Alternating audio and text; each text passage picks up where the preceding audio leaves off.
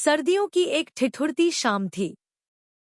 सूरज डूब चुका था और हल्की हल्की बारिश की फुहारें पुरानी दिल्ली की गलियों को भिगो रही थी।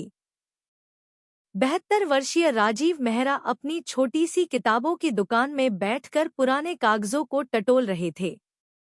यह दुकान उनके दादा ने खोली थी और 3 पीढ़ियों से यह उनकी जिंदगी का हिस्सा रही थी। आज दुकान में सफाई करते हुए उन्हें एक पुराना संदूक मिला। जिंद लगे ताले को खोलते ही उसमें पुरानी किताबें, कुछ जर्जर तस्वीरें और एक पीला पड़ा हुआ लिफाफा दिखा। उत्सुकता से उन्होंने वह लिफाफा उठाया और धूल झाड़ कर देखा। उस पर लिखा था, प्रिय सुमन के लिए, राजीव की ओर से। राजीव का दिल तेजी से धड़कने लगा। यह खत उन्होंने लगभग 50 साल पहले लिखा था, लेकिन कभी भेज नहीं पाए थे। वो 1973 की बात थी।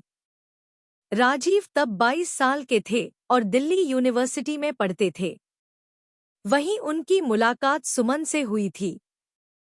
सुमन एक होशियार और जिंदगी से भरी हुई लड़की थी। उसकी हंसी में जादू था और राजीव उसकी बातों में खो जाते थे।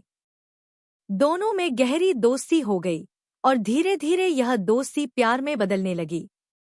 लेकिन उस समय समाज इतना खुला नहीं था। सुमन एक संपन्न परिवार से थी, जबकि राजीव मध्यम वर्गीय परिवार से। जब सुमन के घरवालों को उनके रिश्ते की भनक लगी, तो उन्होंने सुमन की शादी किसी और से तय कर दी। राजीव ने बहुत कोशिश की, पर सुमन को बचा नहीं सका। आखिरी बार जब वह मिली थी, उसकी आंखों में आंसू थे। उसने कहा था, अगर किस्मत में लिखा होगा, तो हम जरूर मिलेंगे। उस रात राजीव ने सुमन के लिए एक खत लिखा, जिसमें अपने दिल की सारी बातें लिख दी, मगर हिम्मत न जुटा सके कि उसे भेज सकें। वह खत संदूक में पड़ा रह गया और वक्त के साथ खो गया। खत को देखते ही राजीव की आंखें भर आईं। कितने साल बीत गए, लेकिन सुमन की यादें अब भी ताज़ा थी। उन्होंने सोचा, क्या सुमन अभी जिंदा होगी? क्या वह इस शहर में होगी? राजीव ने तय किया कि वह इस खोए हुए खत को सुमन तक पहुंचाने की कोशिश करेंगे। उन्होंने पुराने दोस्तों से संपर्क किया, सोशल मीडिया पर खोजा, लेकिन कोई सुराग नहीं मिला। फिर एक दिन उन्हें एक पुरानी सहेली से पता चला कि सुमन की शादी के बाद वह मुंबई चली गई थी।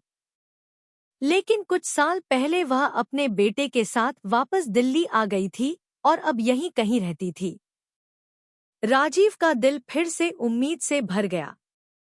उन्होंने खोजबीन जारी रखी और आखिरकार एक सुबह उन्हें एक पुराना पता मिला, सुमन अरोड़ा, रोहिणी सेक्टर 9। राजीव उसी शाम उस पते पर पहुंचे। दरवाजा एक अधेड़ उम्र की महिला ने खोला। झुर्रियों के पीछे वही जानी पहचानी आंखें थी। यह सुमन ही थी। सुमन ने राजीव को देखा और चौंक गई। कुछ देर तक दोनों बिना कुछ कहे बस एक दूसरे को देखते रहे। फिर सुमन के होठों पर हल्की सी मुस्कान आई, राजीव, इतने सालों बाद?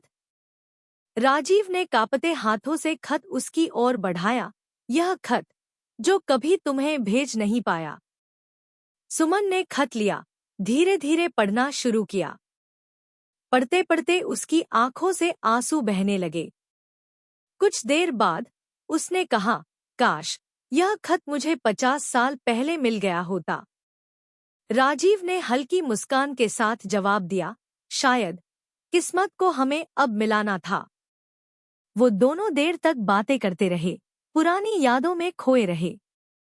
वक्त गुजर चुका था, लेकिन उनकी मोहब्बत की खुशबू अब भी वही थी।